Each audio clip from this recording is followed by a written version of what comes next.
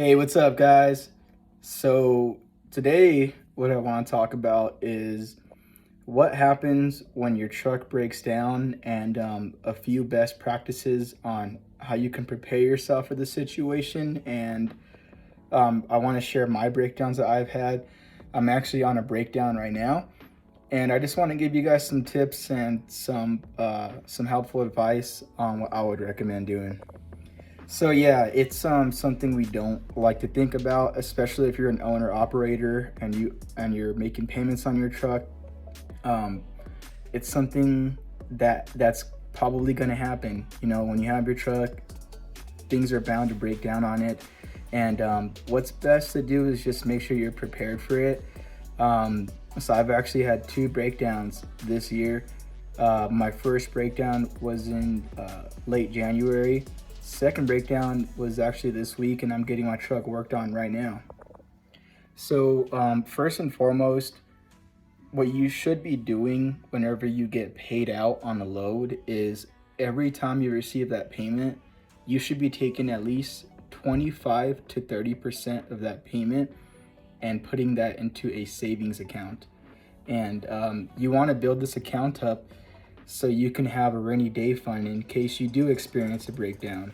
So for example, if you got paid $1,000 on the load, you'll want to take $300 of that and put that back into a savings account, and roughly 30%.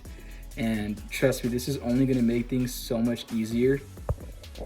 And there's two different things that could happen when you break down. I mean, one, you could break down while you're loaded and have a delivery, or two, I mean, the better option if it does happen is you break down and you're empty. You know, so if you break down and you're loaded and you have an appointment time, most likely you're going to have to figure out how to get that freight over to the shipper.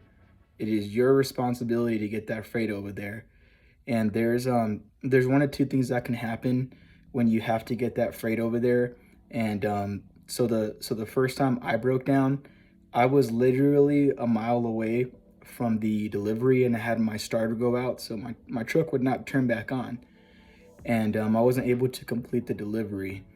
In this case, since I was close by, I reached out to the broker, and they did what is called a repower. So a repower is pretty much when they repost the load from where you're currently located to the destination that's supposed to arrive to, and you have to transload the freight onto another truck, and you have to forfeit some of your earnings to have that done.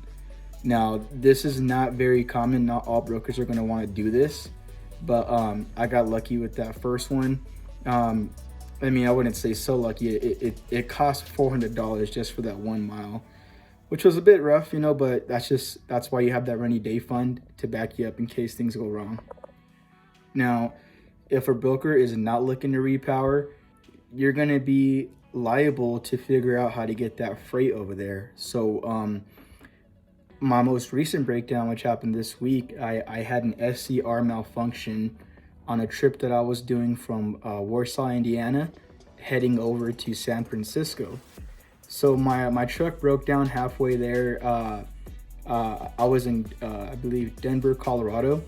And yeah, I got up in the morning, turned my truck on, and I had an SCR malfunction. So my emission system isn't working properly, which will cause your truck to derate. So it will only go 5 miles per hour.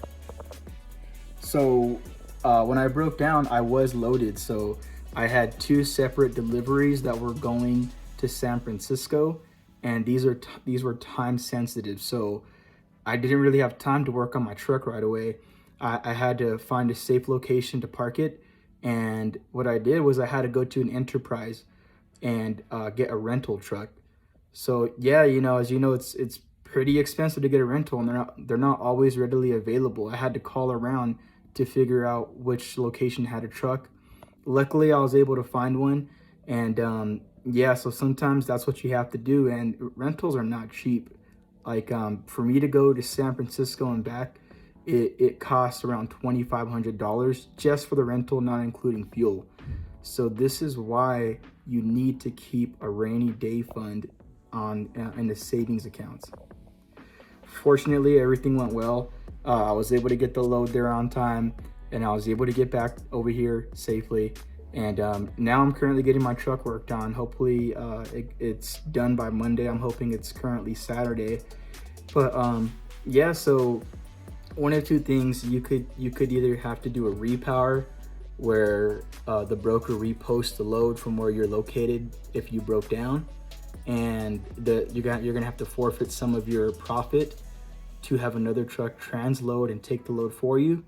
Or if the broker doesn't have that option, you're gonna have to find a rental truck, transload to that rental truck, and fulfill that delivery. So those are just like two things you got to be conscientious of if you're going to be an owner operator, and why it is super important to put at least 30% of each payment away. You just never know what's going to happen. With my most recent breakdown, like I said, I had to get a rental truck, and not to mention the extra fuel just to come back afterwards and return the rental truck. And even if you're broken down, you might even need to call a mobile mechanic. So it can get very expensive. I mean, for me personally, this breakdown has cost me over $6,000, but I have a rainy day fund of $10,000, so it definitely made things a little bit easier. So I know that maybe in a few days, I'll be able to get back to business, back to making money. But yeah, guys, that's pretty much it. If you have any questions or any other comments, if you guys have any better strategies too, feel free to share them below. And yeah, so just make sure you're prepared. Breakdowns do happen. You know, you just never know when it's going to happen. And it could also be smaller things too. Like, I mean, besides breakdowns, you could have a tire pop. I mean, I've had tires pop several times while I was on the road. And like I said, just have that savings account and put at least 25 to 30% of your profit or income into that savings account. You know, these are heavy duty trucks. You know, it's very expensive to get work done on them. Even a tire, like when I broke down, no, I didn't break down, but I had a popped tire on a delivery that I was doing in southern Florida. And I had 6 stops to make. And on my second stop, my tire popped. And you know, you have to be fast, you have to be on time for your deliveries. You don't want to build a bad reputation, especially if it's a broker you work with all the time. So in this situation where I had to get these deliveries on time, and I had to get my truck rolling, I had to call a mobile tire repair guy. And you know, I called him, and I called around. I found out who could get there as soon as possible, and the guy was able to replace my tire. He did a great job, but you know, it cost $500. So you need to put money aside, especially, I mean, you never know what's going to happen, and it's always better to be prepared. And trust me, I know it's super tempting if you're making a lot of money and you want to cash out and you want to spend it and go do stuff, but always put at least 25, 30% to the side in a savings account.